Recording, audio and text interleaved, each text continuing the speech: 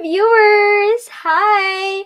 Okay, so now we are going to continue our topic about vocabulary. So, like our previous video, before we start, kindly get a pen and a paper or papers because we are going to tackle once again what are the tips for us to be able to know or to master vocabulary. Okay? So, or kung nandyan pa ang inyong mga notes noong nakaraan, pwede ninyo inyong gamitin at dagdagan ng mga information. Ayun. So, before we start again, let us have a recap first. We have tip number 1. Divide the word into two parts. Base word plus the prefix or the suffix. Tip number 2. If you don't know the meaning of the underlined word, search for context clues. Tip number 3. If you don't know the meaning of the underlined word or certain word choices, search for word clues. And then, tip number 4. If you don't know the meaning of certain word choices, eliminate answers that you know are incorrect or least relevant words. So those are tip number 1 to 4. Let's move on to tip number 5. Okay? Tip number 5. Classify the words in the choices according to positive, negative, or neutral meaning. So it only means that we should find the meaning of the positive word would be easier to relate it with the available positive options. Consequently, for words that require its antonym, then the answer will be one of the words from the given choices that has a negative meaning. Okay? Remember, if you're looking for a synonym, if the word that you are looking for is a synonym, most probably, the synonym for it is also what? Positive. But when you are looking for a word's antonym, it could be that the word is negative or vice versa, diba? Try to discern whether each word in the following list has a positive, negative, or neutral charge. Okay? Sige daw. Here is a example. Choose the best synonym. Maligned. What do we mean by maligned? A. Beneficent. B. Magnanimous. C. Downtrodden. D. Destitute. Or E. Elegant. Sige nga. In the example, we are trying to find the best synonym for the word maligned. So we should begin by asserting its charge. Ano kaya yung maligned? Positive, negative, or neutral? The prefix mal is typically used in negatively charged words. May prefix siya, di ba? Mal. Therefore, the answer will likely have a positive charge. Let's go through the list to see how each word is charged. A, beneficent, it's positive. Okay? Then, magnanimous, positive. Downtrodden, negative.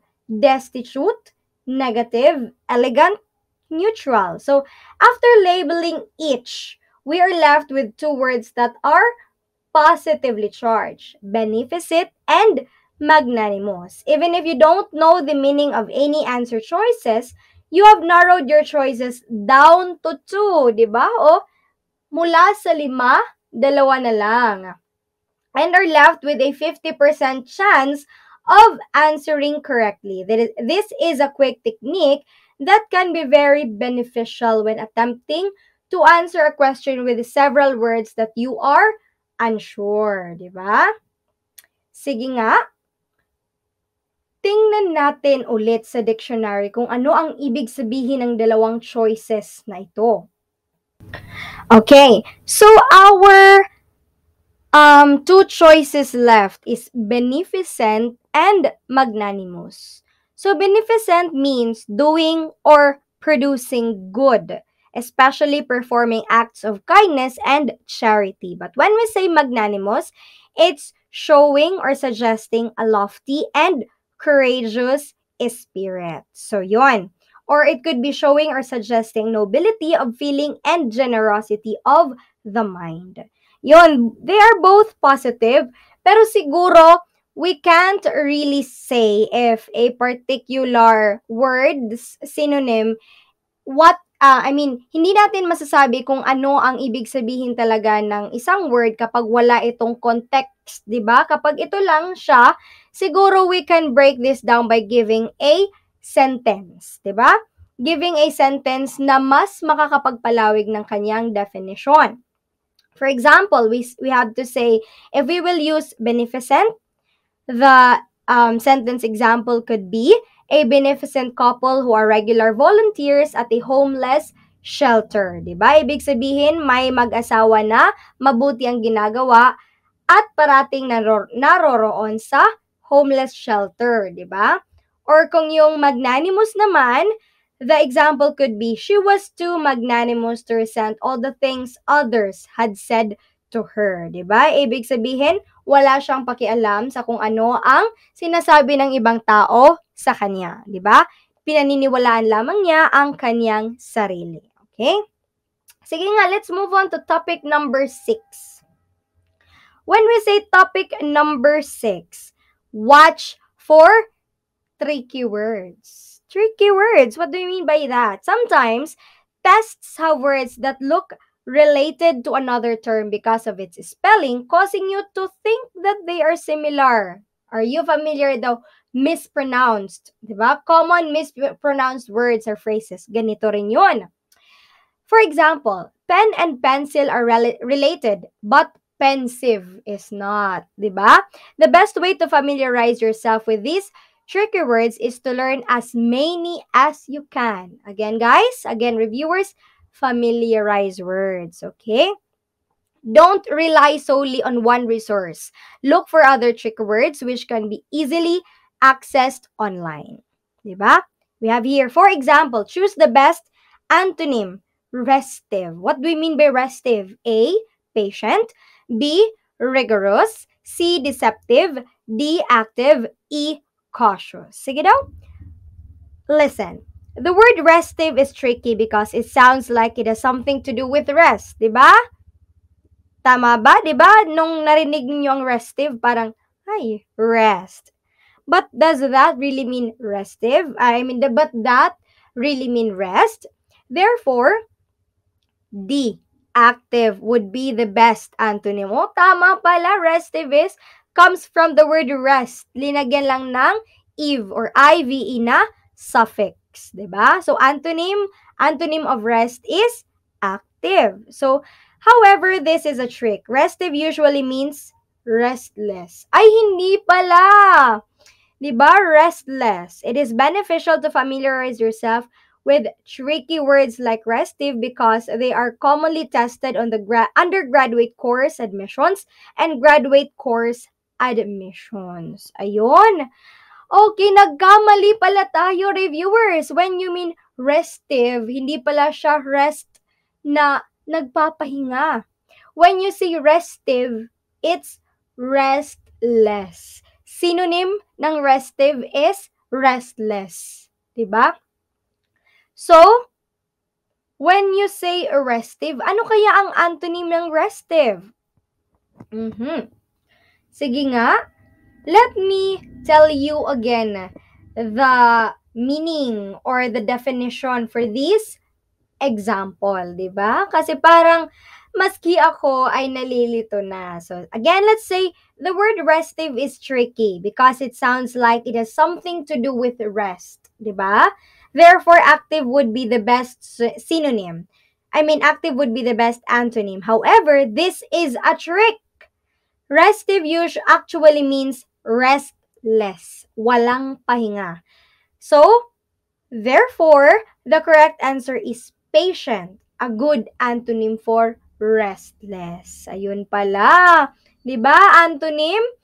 Restive is a synonym for restless. And when we say restless, walang pahinga. So, the antonym could be patient. Diba? Kapag hindi tayo abala, we are patiently waiting for something to happen. So, that's what we mean by the antonym of restive? Patient. Let's move on to another tip. Tip number 7. Refrain from answering instinctively. Huwag sasagot kung dahil lang sa instinct. Okay? Although, girls out there, we know that our instincts are usually right, but there still are chances na hindi tama. So, every question, regardless how easy or familiar it may seem, should be read at least twice before marking your answer. Again, think before you answer. Think before you click. Diba? Don't judge the book by its cover. Reading the question repetitively helps you understand it comprehensively and identify if there is an underlying context that might have been overlooked when it was first read. Katulad nung kanina, restive. Akala nating lahat, restive means rest. Hindi pala. It's restless. Diba? Yon. So again, refrain from answering instinctively. Wag sasabihin, ay, dahil ito yung pagkakaintindi ko, ito na yung possible answer. No. You should look at the sentence. Look at other context clues. Look at other words. Okay? Know the full story first. Know the full definition of the sentence that is being said. Tip number 8. Enrich vocabulary. This tip is especially helpful for the whole coverage of the exam. Knowing more words is an advantage. Read fiction books or any other material that contains words that aren't familiar to you yet, diba? Yes, fiction books. Marami yung highfalutin words na nandoon, malalalim na words na maaari ninyong it could trigger your curiosity. Parang kakabasa mo, ano ba? Ano ba yung ibig sabihin nito? So, you are to look for its meaning. And that is a way for you to enrich your vocabulary. Once you encounter an unfamiliar word, of course, you need to check its definition from the dictionary. Through reading, you are able to familiarize words based on its spelling and at the same time learn its context based on how it is used in the sentence. Ayun. Always, di ba sinasabi, practice makes perfect or perfect practice makes perfect. And you have to read. Di ba? Yun.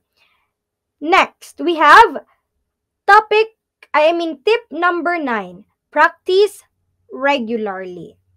Okay, di ba? When we have read, we have perfect practice makes perfect. So, read texts, write sentences, and speak them out loud. Practicing gives confidence to restrain you from answering from your gut, but helps you in answering logically. Yun. Because when we are practicing or when we are conversing, we are talking about vocabulary, of course, it needs logical or critical thinking. It's not as easy as it is. Okay? Ayun. Again, here are the 9 tips that you have learned from this video and from the previous video. First, divide the word into 2 parts, the base word plus prefix or suffix. Second, if you don't know the meaning of the underlined word, search for context clues. Diba? Clues na nandiyan sa article, sa sentence, or sa anumang binabasa mo.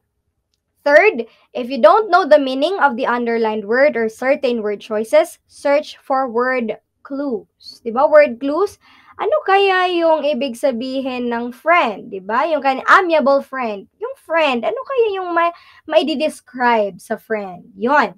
Fourth, if you don't know the meaning of certain word choices, eliminate answers that you know are incorrect or least relevant words. Katulad ng sinabi noon, yung 5, it boils down to 2 na lang. So, hindi na siya mahirap. Diba? Fifth, classify the words in the choices according to positive, negative, or neutral meaning. Diba? Kung yung word na ibinigay ay positive at yung hinahanap ay synonym, most likely positive din yung hahanapin. But when the word gives off a negative vibe and you are looking for the antonym, syempre, positive yung antonym niya. Vice versa. Yun yun. And then, let's have sixth, watch out for tricky words. Katulad kanina, restive, nakala natin dahil yung kaniyang base word ay rest, akala natin na it means to rest. But may suffix siya na "ive", naging restless yung synonym niya. Diba? Yun. Watch out for tricky words. And then seventh, refrain from answering instinctively. Okay? Hindi, katulad ng ginawa natin kanina, nag-conclude agad tayo na restive is rest. Hindi pala. Okay? We should know or understand first the given sentence, phrase, or the paragraph para natin maintindihan yung context ng isang word. 8. Enrich vocabulary. How? By reading more books. And then last tip, the 9th tip is practice regularly. Ayun. So that ends our video for today and the 2 videos about vocabulary. I hope you really have learned something because me as your speaker also have learned something. Okay, so thank you reviewers for listening and God bless you. Thank you.